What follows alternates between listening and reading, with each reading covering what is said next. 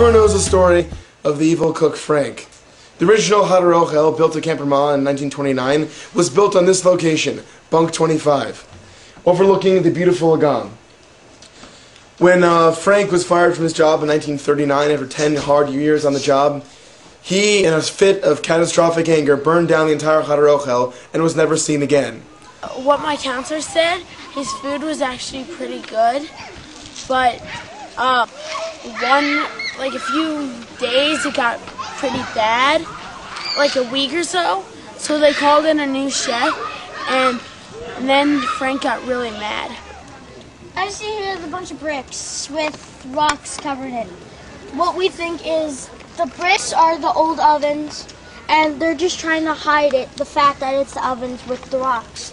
Now if you come in, you will see gas pipes. Here are more pipes coming from the oven. Well, when the Hadar burned down, in the middle they found a white hat with a F on it, saying Frank is a chef's hat, because Frank always wore a chef's hat. It seems that after they found the wreckage of the old Hadar Ochel, they seemed to find a chef's hat that wasn't even charred by the flames. I don't think that there would be a brand new, looking chef's hat in the middle. Even he was gone even before my 20-year connection with camp started. I've just really heard the name, and that for many years that he did run the Hadar Ochel on Tzar Aleph. It could have been 15 times our bunk, and our bunk's the biggest bunk on A side. I think that he was really mad that he lost his job to Play-Doh.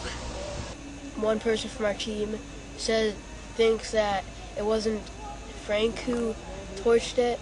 They think that a tree fell down and it erupted and that caught on fire. See, man, I never knew Frank, but Frank was he was the man. Frank was the man.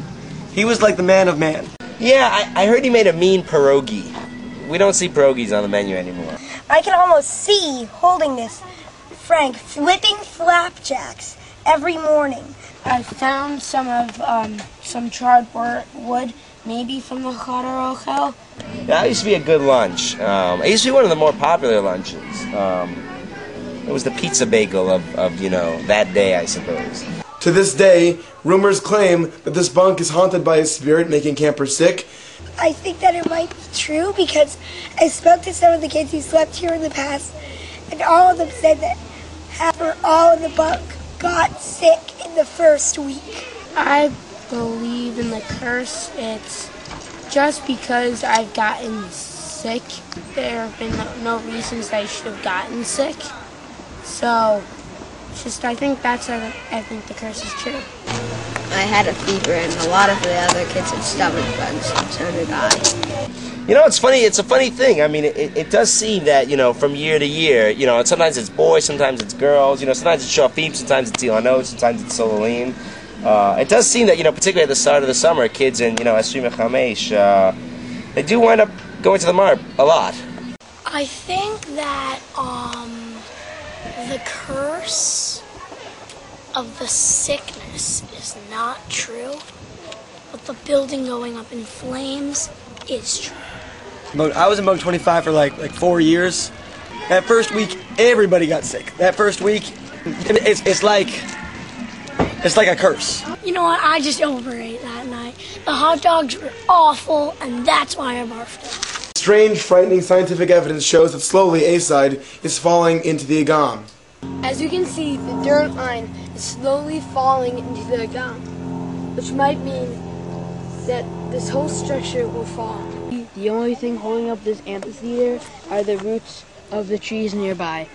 I have seen pictures of camp, before the amphitheater was there, when it was a much smoother descent down towards the water level of the Agam. Here, as you can see, from a year ago, we used to be able to walk here, and there's clearly grass all over the place. Oh, these are the dividing things. And we found these, and we saw that they're. We used to see that whole tree, but now we can only see that. Done. Well, if you're talking about the Agam damage, it's a problem. Well, after a while, land from the amphitheater sinks very slowly into the agam. Right here Is some dirt is that some dirt that's like really falling. like moving down, kind of. I found the door hinge right here, and it's really old and really rusty. So once Yona Tom found this, I did a couple calculations on it, and I found that it was about from 1937, meaning that the legend is pretty close to where the door hinge is. Well, yeah, you know, I mean, I think if we weren't doing the work that we do over the winter to reinforce the agam, I think it could be a problem. And also from my calculations on the erosion, I figured out that it's going to be like 7 years until this thing goes into the agam. How's it going to sink into a lake in 7 years? Seriously. I think it would be a lot longer for the amphitheater to sink in the agam. That might happen over like 20 or 30 years, like if we didn't do anything. But nah, it's not a problem. It's a great space. So what does this mean? What does it mean for Bunk 25 and its residents? What does it mean for the innocent Gon perched here on the shores of the Agam? What does it mean for all of panoramic A-side in all of its untouched splendor? The story of Frank seems too ridiculous to be true. But are 6 sick campers a lie? Is an existing structure on A-side a lie? Is the slow erosion of dirt into the Agam from the amphitheater a lie? Bunk 25 is doing what it can to strike a blow for freedom. Freedom and the truth. I'm Josh Landis. Thank you very much.